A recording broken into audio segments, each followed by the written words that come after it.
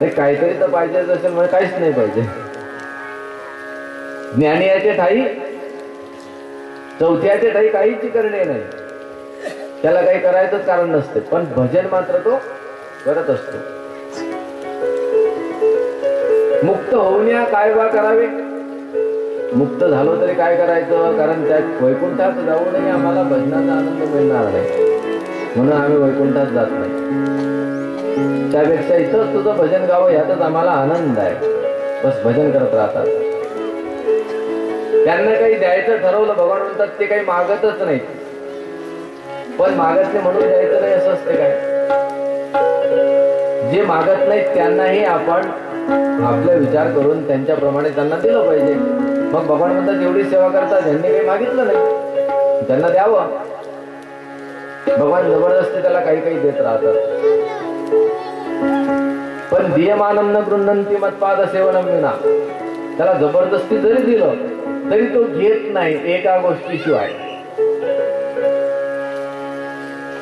द्यायचं ना तुला, मग एक दे हीच दान देगा देवा, तुझा विसर न व्हावा गुणगायी नावडी हीच माझी सर्व जोडी.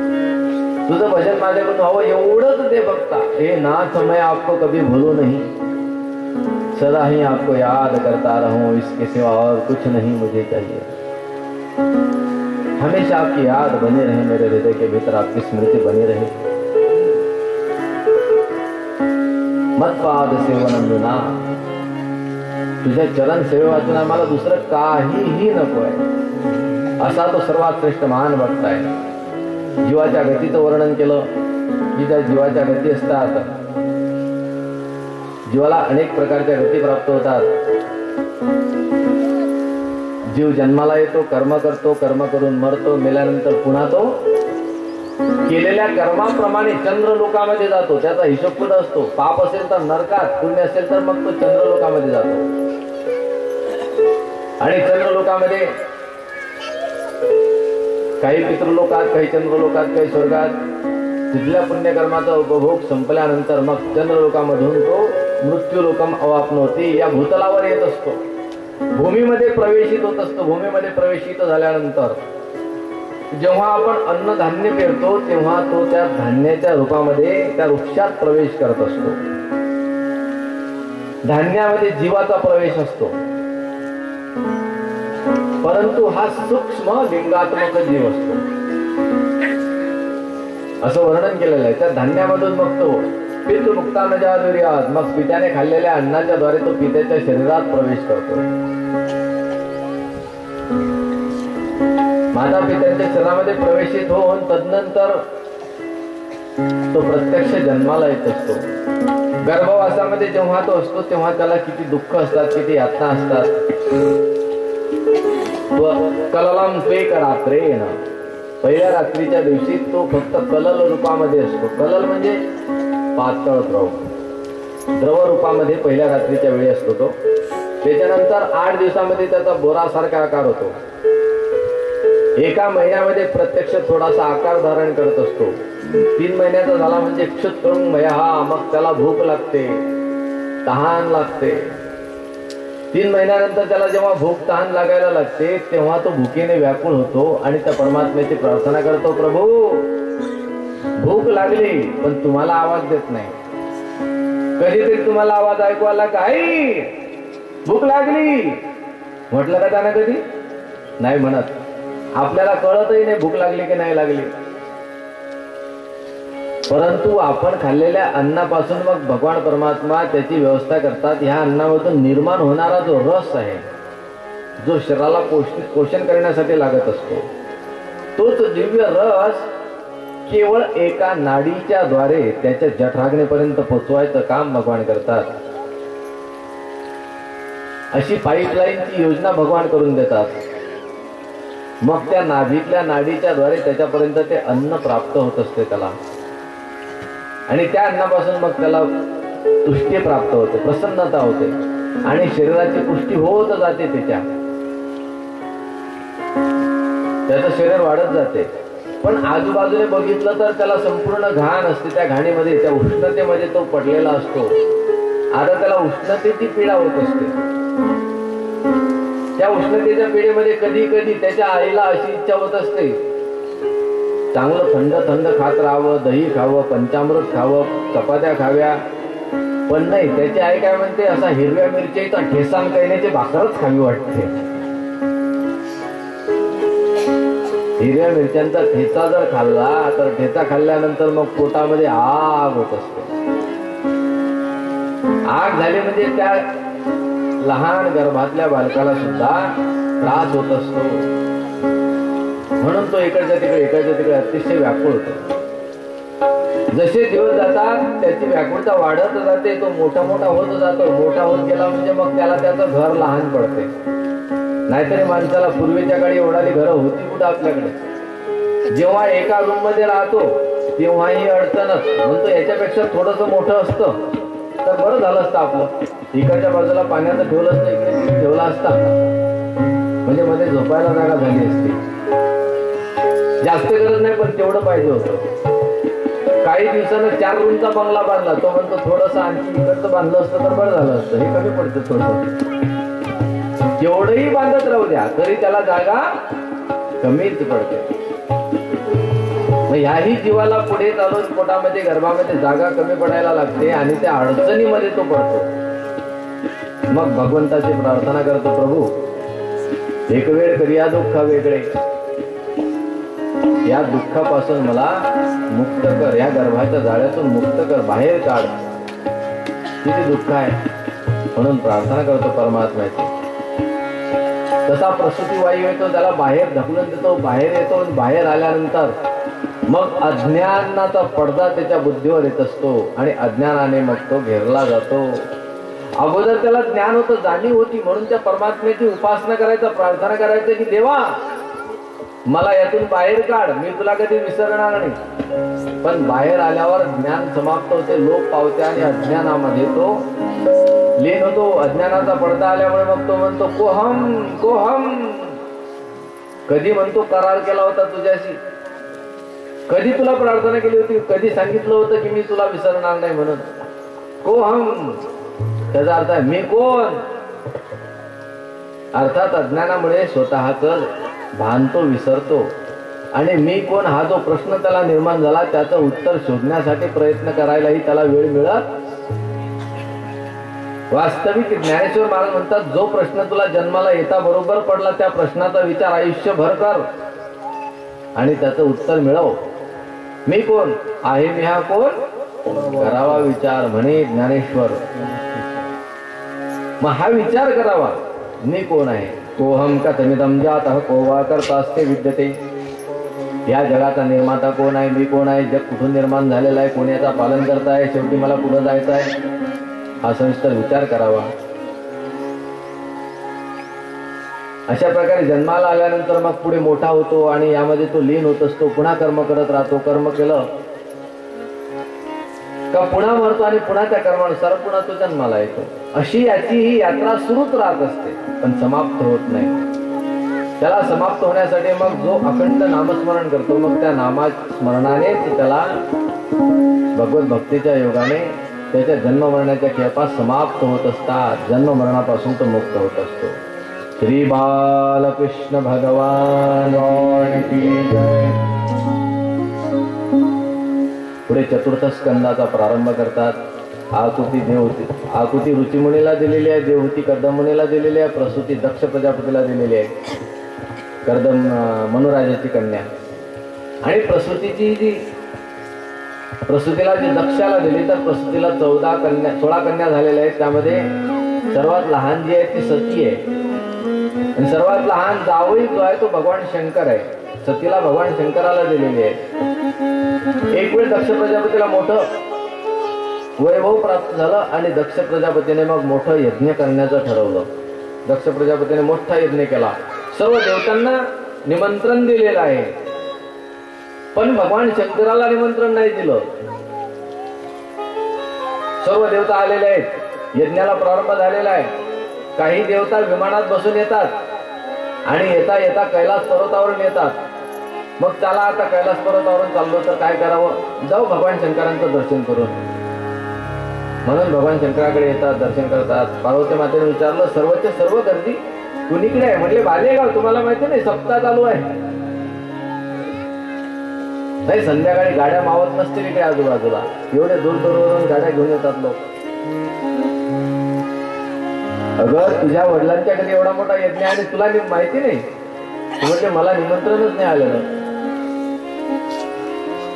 मग सतीने विचार केला वडिलांच्या घरी यज्ञ आहे, निमंत्रण कदाचित पत्रिका तर पाठवायला विसरू शकत नाही. निमंत्रण दिलं असेल पण पोचलं नसेल. म्हणून सती भगवान शंकराकडे येते. हो भगवान म्हणतात सांगा.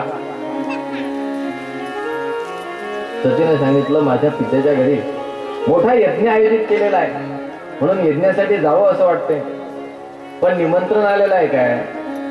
म्हटलं निमंत्रण दिलं असेल, कदाचित पोचलं नसेल, एखादा दूध पाठवला असेल तो येऊ शकला नसेल, विसरला असेल, काहीतरी झालं असेल. भगवान शंकर म्हणतात असं नाही. खरं म्हणजे तुझे वडील आमच्यापासून अतिशय नाराज आहेत. जेव्हा ब्रह्मदेवाची सभा होती त्या सभेमध्ये अपमान झाल्यासारखं वाटलं होतं दक्ष प्रजापतीला, म्हणून तेव्हापासून दक्ष प्रजापती भगवान शंकराचं वैर करत होते, विरोध करीत होते. त्या वैरामुळे भगवान म्हणतात मला नाही निमंत्रण दिलं तरी चालेल, पण कमीत कमी आपली मुलगी म्हणून तुला तर निमंत्रण द्यायला पाहिजे होतं की जावयाला जाऊ दे, पण तू एकटी चालली आहे. आपण म्हणतो की नाही असं, बरोबर आहे ना. हा मग अशा पद्धतीने कमीत कमी निमंत्रण द्यायला पाहिजे होतं. तेवढंही दिलं असतं तरीही चाललं असतं, पण निमंत्रणच दिलेलं नाही. माझ्या समवेत तुला सुद्धा तुझे वडील विसरलेले आहेत.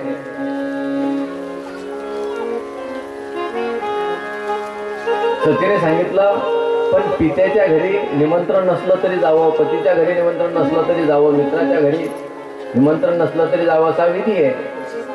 भगवान शंकर म्हणतात बरोबर आहे, तुझा विधी बरोबर आहे. यद्यपि मित्र प्रभु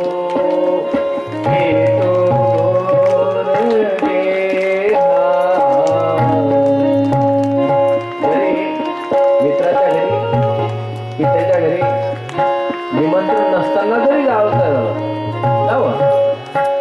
असा विधी आहे, तरी पण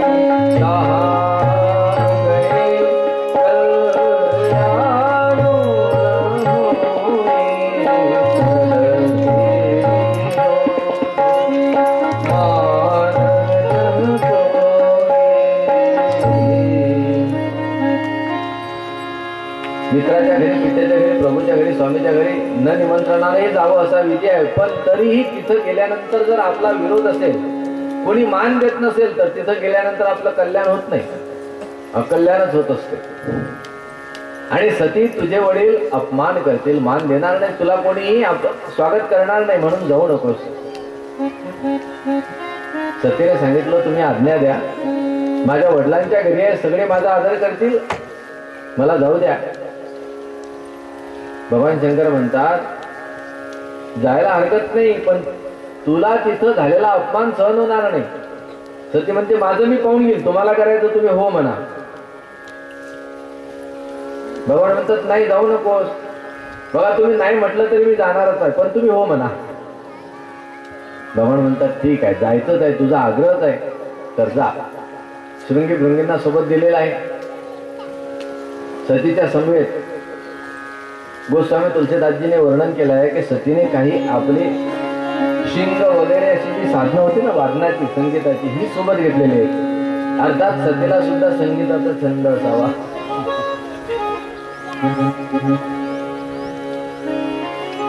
दुसरं काही काम नव्हतं ना, आणि टीव्ही नव्हता. कैलास पर्वतावर कुठला टीव्ही जाईल? मग छंद काय? मग संगीत. पूर्वीच्या काळी संगीताचा खूप छंद असायचा आणि संगीतामध्ये त्या आनंदामध्ये ते नसायचं. मग ती संगीताची आपली साधनं घेतली, साधनं घेऊन निघाली. दक्ष पित्याच्या घरी आली. यज्ञामध्ये कोणी सुद्धा सतीचं स्वागत केलं नाही आणि पुढे आले. फक्त सादर मिली भली एक माता, एक आई प्रेमानं भेटली, बाकी भगिनी मिली बहुत मुसुकाता. सगळ्या बहिणींनी थट्टा करीत करीत हसत हसत तिला भेटल्या. दक्ष प्रजापतीच्याही कपाळावर वळ्या पडल्या. यज्ञामध्ये बघितलं तर भगवान शंकरासाठी हवे भागणे. स्वतःचा अपमान कमी वाटला, पण पतीचा अपमान सर्वात मोठा वाटला. ज्या ठिकाणी माझ्या पतीचा अपमान होत असेल त्या ठिकाणी मला सुद्धा राहायचं नाही. आणि मग सतीने मात्र उग्र रूप धारण करून यज्ञामध्ये आपलं स्वतःचं शरीर समाप्त करून टाकलं. ज्या पित्यापासून निर्माण झालेलं शरीर आहे हे शरीर सुद्धा मला ठेवायचं नाही, आणि शरीर समाप्त करून टाकलं. भगवान शंकराला माहिती पडलं. भगवान शंकराने वीरभद्र निर्माण केला. वीरभद्रा, दक्ष यज्ञाचा विध्वंस करून टाक. वीरभद्र तो दक्ष यज्ञाचा विध्वंस करतो. दक्षाचं शिर कापलेला आहे. भृग ऋषीची दाढी उपटून टाकलेली आहे. जो ऋषी होता ना यज्ञ करवणारा, त्याची पण दाढी उपटून टाकली. वीरभद्र होता तो. म्हटलं आम्ही सांगितलं ना सत्याला जायचं नाही. तुला कोणी सांगितलं होतं ठोक सीताराम करायला? चालले आपले वाजवायला. म्हणून त्यांची पण मरगटती. आता यांचं काय घेणं देणं होतं बिचारांचं? त्याने सांगितलं ते आपले आले. तुम्हाला कोणी सांगितलं? म्हणून त्यांचा पण अपमान केला. मग सर्व देवता येतात, भगवान शंकराची स्तुती करतात. नमामि शमीशान निर्वाण रूपम. विस्तारपूर्वक भगवान शंकराची स्तुती केलेली आहे. भगवान शंकर प्रसन्न झाले. मग भगवान शंकराने बोकडाचं शिर आणलेलं आहे, ते दक्षाला लावलेलं आहे. दक्ष प्रजापती पुन्हा जिवंत केलं. भृग ऋषीला बोकडाची दाढी लावलेली आहे आणि मग पुन्हा दक्षाचा यज्ञ हरिद्वारला सुफल झालेला आहे. दक्षेश्वर महादेव भगवान. पुढे मनुराजाचा पुत्र आहे प्रियव्रत आणि उत्तानपाद. त्या उत्तानपाद राजाला 2 पत्न्या आहेत. ज्या उत्तानपादस्य सुनुती सुरुचिस्तयो. सुनीती आणि सुरुची 2 पत्न्या आहेत. सुनुती ही अप्रिय आहे, सुरुची प्रिय आहे. प्रत्येकाला नीती आवडत नाही, रुची आवडते. म्हणजे खायला चालत नाही, ना चालू द्याना चविष्ट आहे. तुम्हाला आलूची भाजी नाही सांगितलेली आहे. अरे आलूची भाजी नाही म्हणून काय उपवासी राहायचं? आलूची असली तरी चालेल, पोट भरू दे. रोग झाला तर गोळ्या खाऊ, इंजेक्शन घेऊ. माणसं म्हणतात नाहीतरी मरायचं जाय ना, मग खाऊन मरू द्या ना. उपवासी राहून का मारता? खाऊन मरू द्या आम्हाला. रुची प्रत्येकाला आवडते. उत्तानपादाचं प्रेम सुद्धा सुरुचीवर होतं. सुरुची प्रेयसी पत्यूर नेत्रा यत्सुतो ध्रुवा. पण नीतीचा मुलगा होता ध्रुव आणि रुचीचा मुलगा होता उत्तम. उत्तम म्हणजे अज्ञानंदकार. ध्रुव म्हणजे निश्चयात्मक बुद्धी. निश्चयात्मक बुद्धी नीतीपासून निर्माण होत असते. आणि रुचीवर प्रेम करणारा आपल्या जिभेप्रमाणे जिभेची चोचली पूर्ण करणारा जो असेल तो त्याच्यासाठी काही करतो. कणिक भरण्यासाठी तो पापही करतो. म्हणून त्याच्यापासून अज्ञानाचा पुत्र जन्माला येतो. अज्ञान पुत्र. एक दिवस हा छोटासा बाळ ध्रुव, छोटा बाळ ध्रुव आपल्या पित्याच्या मांडीवर बसण्यासाठी म्हणून आला. त्यालाही वाटलं वडिलाच्या मांडीवर बसावं. राजसभा भरलेली वडिलाच्या मांडीवर बसायला गेला. तेवढ्यात वडिलांनी सुद्धा हात पुढे केले त्याला उचलून घ्यायला. ध्रुव म्हणतो बाबा बाबा मला वर घ्या. उत्तानपादाला प्रेम वाटलं की खूप दिवसानंतर एकदाच पहिल्यांदा माझा मुलगा आलेला आहे म्हणून हात समोर केले त्याला वर उचलायला. जसे समोर केले तसं तिकडून रिमोटचं बटन दबलं. कळलं ना रिमोटचं बटन तुम्हाला? सुरुचीने मोठमोठे डोळे केले. सुरुचीचे डोळे पाहता बरोबर राजाने बघितलं सुरुचीचे डोळे आणि हात एकदम मागे आले. सुरुची सांगत असते ध्रुवाला, बाळा तुझ्या लक्षात येत नाही तू ज्या वडिलावर बसण्याची, ज्या मांडीवर बसण्याची इच्छा करतोस, त्या मांडीवर बसण्याचा तुला अधिकार नाही. तो फक्त माझ्या पुत्राचा अधिकार आहे, उत्तमाचा. आणि तुला जर त्या मांडीवर बसायचं असेल, तपसाराध्य पुरुषम तस्सेवानुग्रहेण मे गर्भे त्वं साधयात्मानं यदिच्छसि नृपासनं. जर तुला राजाच्या आसनाची इच्छा आहे, त्या मांडीवर बसण्याची इच्छा आहे, वनात जा, तप कर, त्या परमात्म्याची आराधना कर आणि त्याच्या अनुग्रहाने मग स्वतःला माझ्या गर्भामध्ये मागून घे. मग माझा पुत्र होऊन जन्माला येईल, तेव्हा तुला त्या मांडीवर बसण्याचा अधिकार आहे. ध्रुव बाळ रडत रडत आईकडे जातो. आईने सांगितलं, तुला जे सावत्राईने सांगितलं बाळा ते खरंच आहे, जा वनात. आणि ध्रुव बाळ वनात येतो. नारद महर्षी भेटतात ध्रुव बाळाला. नारदाने सांगितलं, ध्रुवा तू लहान आहेस, घरी जा. हे क्रिकेट खेळण्याचं वय आहे, भजन करण्याचं नाही. तू कुठं बसला इथं मृदंग ठोकत? तो म्हणतो, नाही नाही, मला मृदंगच वाजवायचा आहे, शिकवा. काही काही मुलं अशी हट्टी असतात. ध्रुव बाळाने सांगितलं, महाराज मी घरी जाण्यासाठी नाही आलो, भगवंताच्या प्राप्तीसाठी आलो. मला भगवंताच्या प्राप्तीचा मार्ग सांगा, तुम्हाला माहिती नसेल तर निघून जा. नारद महर्षीने बघितलं शिष्य लायकीचा आहे. मग नारद महर्षी सांगतात, बाळा मंत्र जप कर. आणि मग मंत्र प्रदान केलं, मंत्र दीक्षा दिली ध्रुव बाळाला. ओम नमो भगवते वासुदेवाय. ओम नमो भगवते वासुदेवाय. ओम नमो भगवते वासुदेवाय. जप करीत राहा. स्थान पावित्र्य म्हणून मधुवनात जा. वृंदावनच्या मधुवनामध्ये ध्रुव बाळ आलेले आहे. तप जप केला. जपाने भगवान प्राणायामाने भगवंताला आपल्या हृदयामध्ये स्थिर केलं. संपूर्ण जगाचा प्राण अवकळून धरला ध्रुव बाळाने. जेव्हा सर्वांचे प्राण उघडले आणि जीव जाण्याची स्थिती आली, त्यावेळेला अनेक देवतांनी भगवंताची प्रार्थना केली. मग भगवान प्रत्यक्ष ध्रुव बाळाच्या समोर प्रगट झाले. मग ध्रुव बाळाने प्राणायामाने जेव्हा भगवंताला आकर्षित केलं होतं आपल्या हृदयात, प्राणायाम सोडून दिला. ही योगाची स्थिती आहे. ध्रुव बाळाच्या समोर प्रत्यक्ष भगवंताचं दर्शन झालं. मनामध्ये इच्छा आहे प्रभूची स्तुती करावी, पण शिकलेला नव्हता. शिकल्याशिवाय स्तुती कशी करता येईल? हे स्तुती शिकल्यानंतर करता येत असते, पण इच्छा आहे स्तुती करण्याची. मग दुसरं साधन काय तर भगवत कृपा.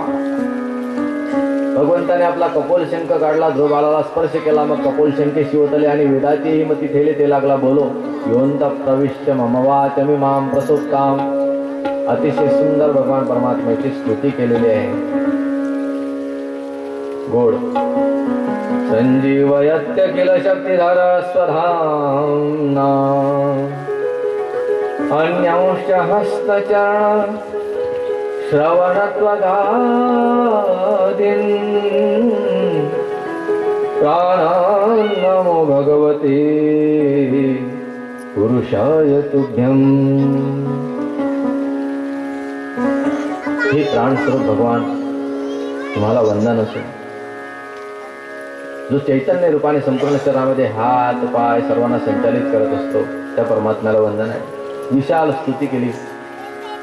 इकडे उत्तानपाद राजा अतिशय दुःखी आहे. नारद महर्षीने नारदांचं स्वागत केलेलं आहे की नारदा, माझ्यासारखा स्त्रीन पुरुष जगात कोण असेल ज्यानं आपल्या बायकोचं ऐकून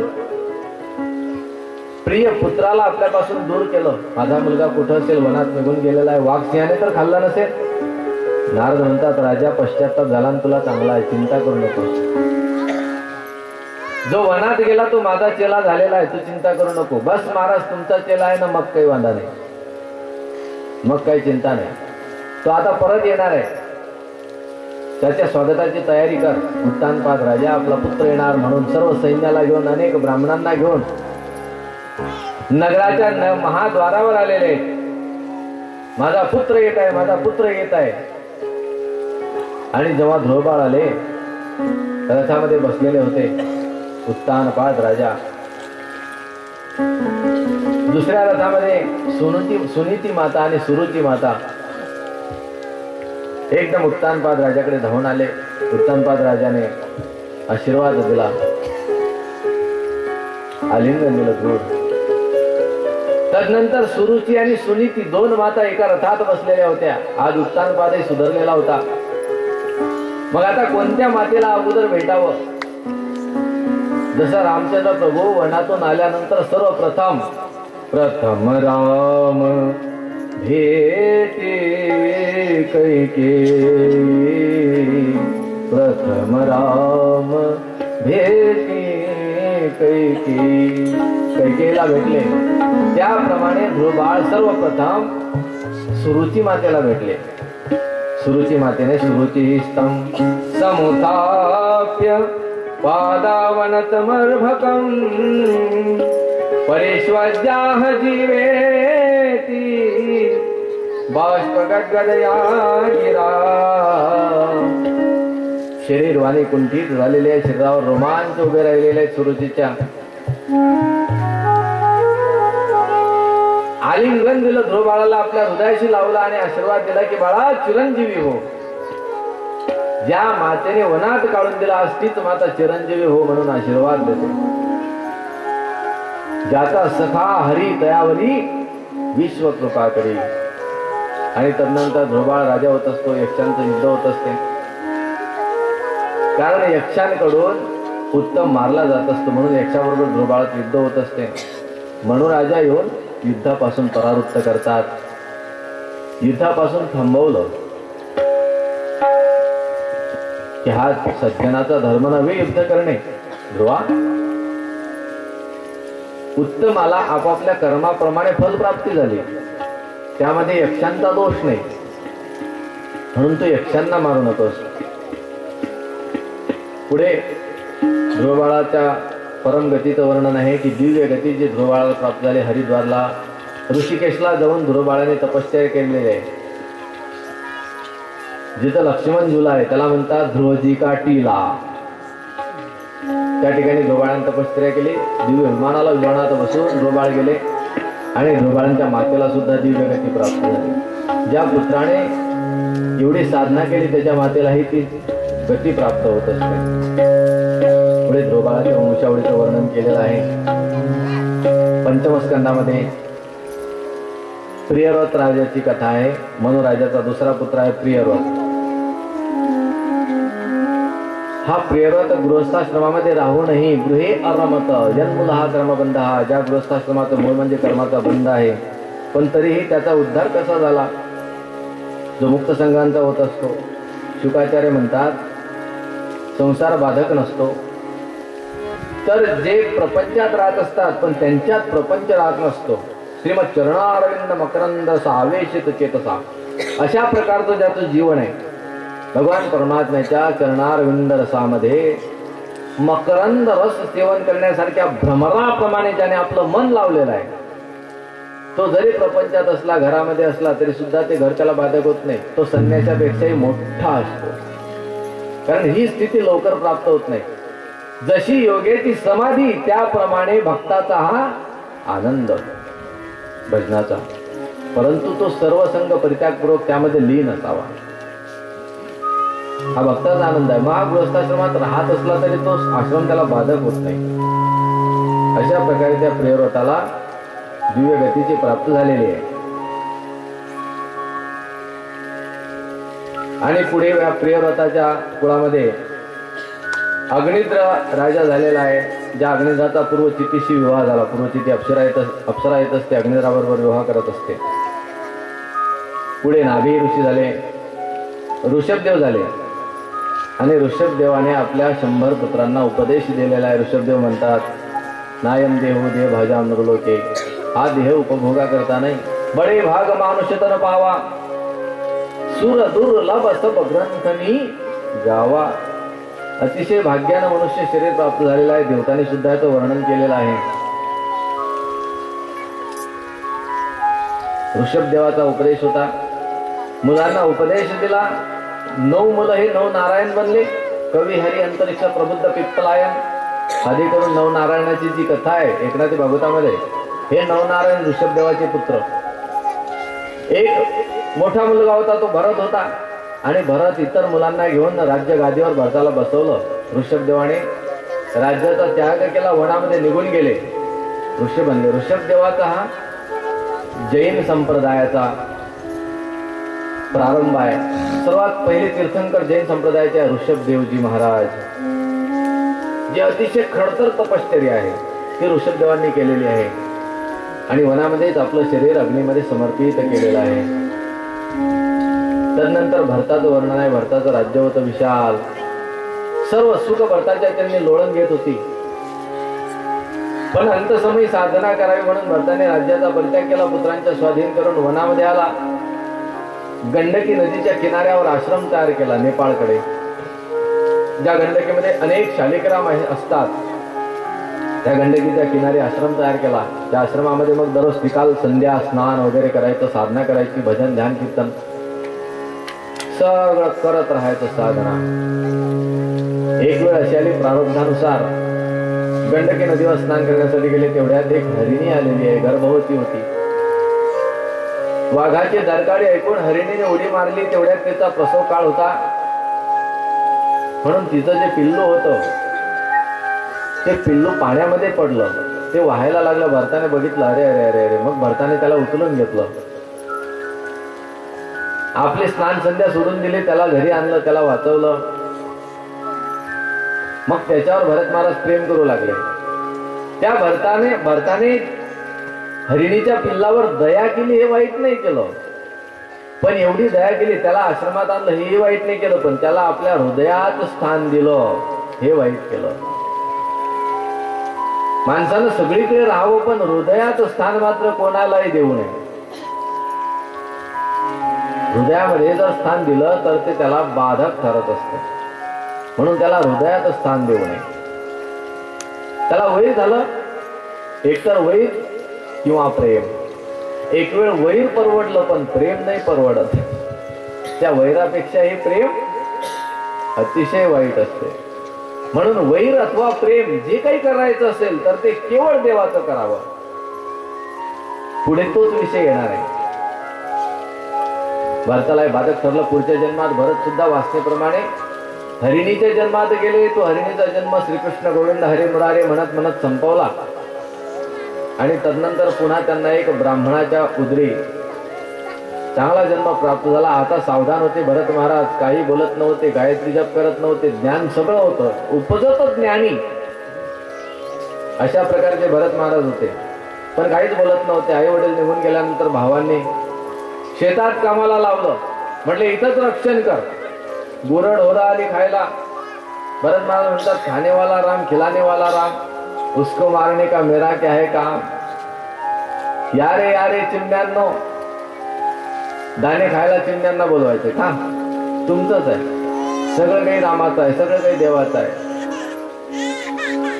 मग भावांनी विचार केला, हा राखण करण्याचा लायकीचा नाही, मग याला का घरी बसल्या बसल्या खाऊ घालायचं. दिला काढून.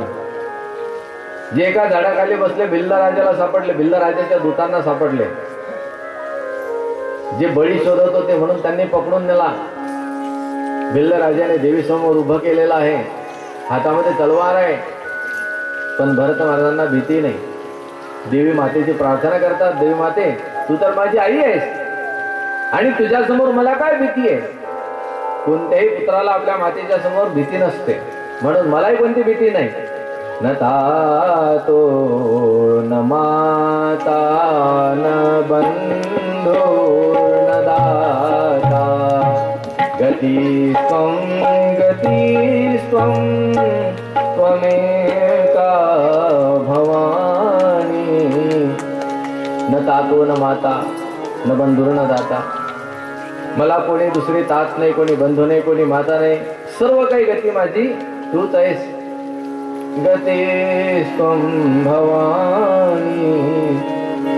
जशी राजाने तलवार काढली, देवी प्रगट झाली. राजाच्या हाती तलवार घेऊन त्यांचाच नाश केला. भरत महाराज तिथून येतात. रघुगण राजाची भेट होते. मग रघुगण राजाची पालखी घेतलेली आहे त्यांच्या आज्ञेप्रमाणे.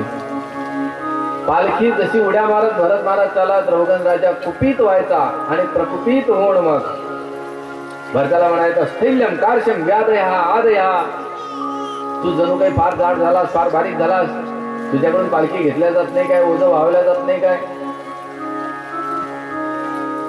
भरत महाराज बोलले, महाराज तुम्ही जे काही हे जाड होणे बारीक होणे सांगितले हे देहाचे विकार आहेत. मेन संती देहेन जात असते, हे तर देहाचे विकार आहेत, माझे थोडे विकार आहेत. मी तर निर्विकार आहे, माझ्या ठिकाणी कोणताही विकार नाही. जन्म मृत्यू नियमाप्रमाणे येत असतात. पालखी वाहून कोणी मरत असते असं होत नाही. जन्म मृत्यू नियमाप्रमाणे येत असतात. हा जीव सुद्धा मागच्या वेळी पालखीमध्ये बसला होता, आज पालखी खांद्यावर घेऊन चालतो. प्रत्येकाचा काळ बदलत असतो. मग कोण आज्ञाधारी आणि कोण सेवक? तूही चैतन्य रूप आहे, मीही चैतन्य रूप आहे. रघुगण राजाने पालखी खाली उतारली, गादीवर बसवलं. भरत महाराजांची स्तुती केली, प्रार्थना केली की महाराज ज्या गुरूंकडे मी जात होतो मला तर गुरुप्राप्ती मध्येच झाली, मला उपदेश करा. आणि भरताने दिव्य अशा प्रकारचा उपदेश रघुगण राजाला केलेला आहे. विशाल या भवाटवीचं वर्णन केलेलं आहे की जीव या भव समुद्रामध्ये येऊन कसा अडकतो, भव अरण्यामध्ये हा जीव कसा अडकला, त्याला चोरांनी कसा लुटला. काम क्रोधाधिक चोर त्याला लुटून घेत असतात आणि तो या ठिकाणी भटकत राहत असतो. त्याला रस्ता दिसत नाही, सगळे रस्ते चुकून जात असतो. मग रस्ता शोधण्यासाठी कोणीतरी संत मिळतील तेव्हा त्या संतांना तो शरण जातो, तर त्याला रस्ता सापडतो. एरवी त्याला रस्ता सापडत नाही. आणि शेवटी मग भूगोल खगोलाचं वर्णन करून नरकाच्या गतीचं वर्णन केलं. 28 प्रकारचे नरक आहेत. जशा प्रकारचं कर्म केलं तशा प्रकारची त्याला नरकामध्ये फलप्राप्ती होत असते, शिक्षा प्राप्त होत असते. जसं कर्म तसं फल, तशी शिक्षा. मग ज्याने इथं कोंबड्या उकळल्या त्याला सुद्धा नरकामध्ये तेलातच उकळला जातो. याने तरी पाण्यात उकळली असेल पण त्याला तिथं तेलात उकळला जातो. प्रत्येक कर्माचं फळ सांगितलेलं आहे. एवढं वाईट फळ ऐकल्यानंतर परीक्षित राजा म्हणतो, महाराज हे तर भीतीदायक वातावरण आहे, एवढं वाईट ऐकलं, मग याच्यापासून सुटण्यासाठी काही मार्ग नाही काय? भगवान म्हणतात प्रायश्चित्त करावं. पण कितीही प्रायश्चित्त केलं तरी सुद्धा जीव हा पुन्हा पुन्हा पाप करत राहत असतो. मग प्रायश्चित्ताने फायदा काय? गध्याला साबणाने जरी धुतला तरी बाहेर काढला का गधा पुन्हा राखेत जाऊन लोळतो. किती वेळ धुणार गध्याला? त्याप्रमाणे जीवाचा स्वभाव आहे. ह्याने पाप नष्ट केले तरी सुद्धा हा पुन्हा गेला का पाप करतो. पुन्हा पाप नष्ट करण्यासाठी प्रायश्चित्त करा. पुन्हा प्रायश्चित्त झालं की पाप करतो. मग याचं हे अशा प्रकारचं किती वेळ चालेल? म्हणून प्रायश्चित्ताने त्याची परिपूर्ण शुद्धी होऊ शकत नाही. केचित् केवलया भक्त्या वासुदेव परायणः. केवळ भक्तीनेच त्या परमात्म्याचं या पापापासून सुटका त्याची होऊ शकते. अघम धुन्वन्ति कार्त्स्नेन निराहारमिव भास्करः. अगम धुन्वन्ति राम नाम के हीरे मोती, राम नाम के हीरे मोती, मैं बिखराऊं गली गली, लूटने वाले लूटेंगे मैं शोर मचाऊं गली गली, लूटने वाले लूटेंगे मैं शोर मचाऊं गली गली, लूटने वाले शोर मचाऊं गली गली, शोर मचाऊं गली गली।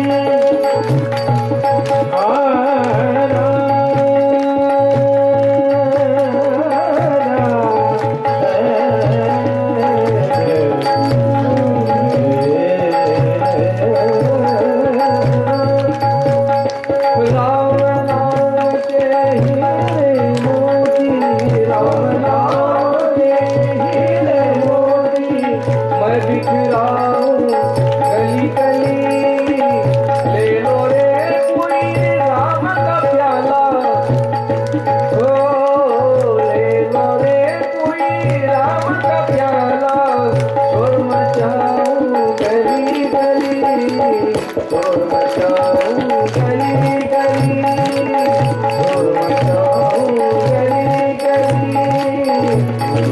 गली गली माया के दीवानों सुन लो, एक दिन ऐसा आएगा, धन दौलत और माल खजाना यही पड़ा रह जाएगा। सुंदर काया माटी होगी, सुंदर काया माटी होगी, चर्चा होगी गली गली।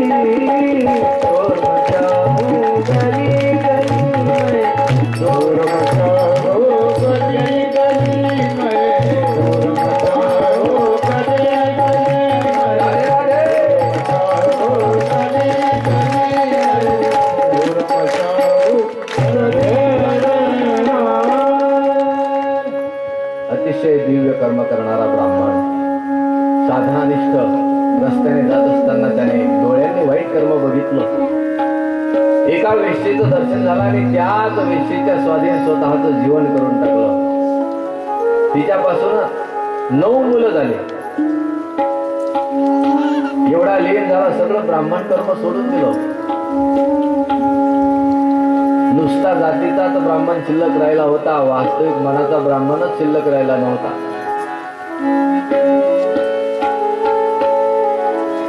भगवत पूजा नाही, भगवंताची अर्चा नाही, त्रिकाल संध्या नाही, कधी स्नान करायचं कधी नाही करायचं, पाप चोरी ठगी लबाडकी हे सगळंच करायचं। ब्राह्मणाचा कोणताही 9 गुणातला एकही गुण त्याच्याकडे शिल्लक राहिला नव्हता, म्हणजे ब्राह्मणच शिल्लक नाही राहिला। ब्राह्मण कुठपर्यंत? जो कर्म करतो तो ब्राह्मण, पण ह्याच्याकडे ब्राह्मणत्व शिल्लक राहिलं नव्हतं। सगळं ब्रह्मत्वं तु नाशितं मया, सगळं ब्रह्मत्व त्याने नष्ट करून घेतलेलं होतं।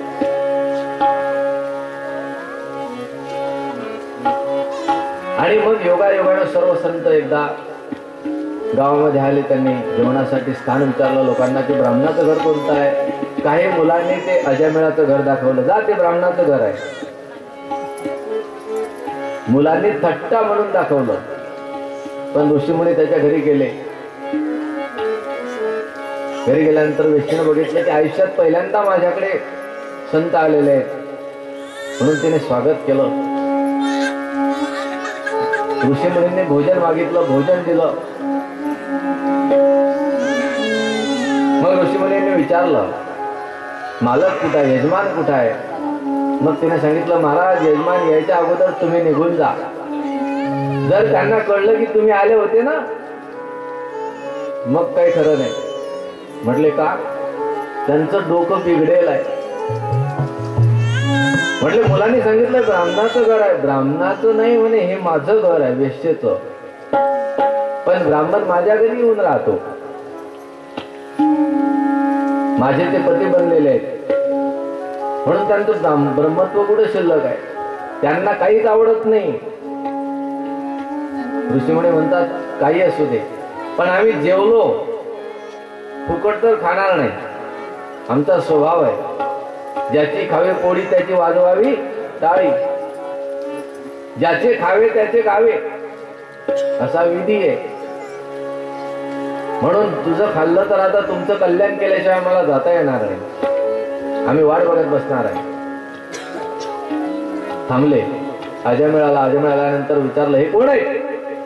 तिने सांगितलं सर्व ऋषी मुनी आहे, संत मंडळी। केव्हापासून आले? म्हणले सकाळपासून। सकाळपासून काय करत होते आतापर्यंत? म्हणले त्यांनी भजन केलं, भजनानंतर भोजन केलं। अजमेळाला साधुबा झालं असेल तर निघा पुढा। मग साधू सांगतात अरे अजमेळा आमचं भजन झालं भोजन झालं, पण शेवटी एक काम राहिलं। कोणतं? म्हटले दक्षिणा घेतल्याशिवाय आम्ही जात नाही। साधु को पहले दक्षिणा देनी पड़ती है तब हमारी यात्रा खत्म होती है। बुक्का लागल्याशिवाय आमचा पाय गावाच्या बाहेर निघू शकत नाही। कीर्तन झाल्यावर तुम्ही म्हणा महाराजांना महाराज जय हरी, कुणीकडे जायचं आहे? महाराज म्हणतात बुक्का लावायचा बाकी आहे ना. असं अजामिळ म्हणतो साधूबुवा मी तुम्हाला चांगला बुक्का लावून देईन, पण तुम्ही बुक्केची आशा करू नका. दक्षिणा कुठली म्हणले? मी नव्हतो म्हणून तुमचं पोट तरी भरलं, खायला मिळालं तुम्हाला. मी असतो तर तसेच काढून दिले असते. फुकट खाता असे तंबूचे तंबू बनले, ढेरपोटेचे ढेरपोटे कामं नाही करता येत का तुम्हाला? शेतात नांगर आणायचे. साधूने सांगितलं अजामिळा ते काही असू दे, पण दक्षिणा घेतल्याशिवाय आम्ही जाणार नाही. ठीक आहे म्हटले, पहिले तुमचा वैताग दूर करावा लागेल मला. काय दक्षिणा पाहिजे तुम्हाला? देऊन बायकोला सांगितलं आण लवकर इकडे येईल, ₹1.25 रुपये देऊन टाक. साधून सांगितलं ₹1.25 नको, 125 देऊन टाक. म्हटले 125 सुद्धा नको. म्हटलं 1000 देऊन टाक, पण काढ लवकर, मी घेऊन येईल दुसरीकडून. साधू म्हटलं 1000 नको. मग म्हटले जास्त झाली आता तुमची, काय पाहिजे तुम्हाला दक्षिणा? साधूने सांगितलं एकच दक्षिणा दे. म्हटले तुला मुलगा होणार. काय सांगता महाराज, मुलगा होणार आहे? हा मुलगा होणार आहे. मग काय पाहिजे मागा, देईल तुम्हाला. म्हटले खरंच देशील ना? आम्ही मागू तेच पाहिजे आम्हाला. तुम्ही जे मागाल ते देईल तुम्हाला. कारण पहिल्या वाक्यात अजामिळ खुश झाला. मुलगा होणार आहे म्हटल्यावर सांगा काय पाहिजे. फक्त तुला जो मुलगा होईल त्याचं नाव नारायण ठेव, आणि याच्यापासून तुम्हाला काय फायदा? आम्हाला असं नसं पण तुला होईल ना. आमचा तू कशाला विचार करतो, पण तुला फायदा होईल. अजामिळ म्हटलं बस दिली तुम्हाला दक्षिणा, माझ्या मुलाचं नाव नारायण ठेवली. बायकोला सांगितलं माझ्या डोक्यात राहत नाही, तूच लक्षात ठेव, मुलाचं नाव नारायण ठेवायचं. साधू निघून गेले, मुलाचं नाव नारायण ठेवलं. अंत समय जवळ येला, पण लहाना मुलगा असल्यामुळे लहानावर जास्त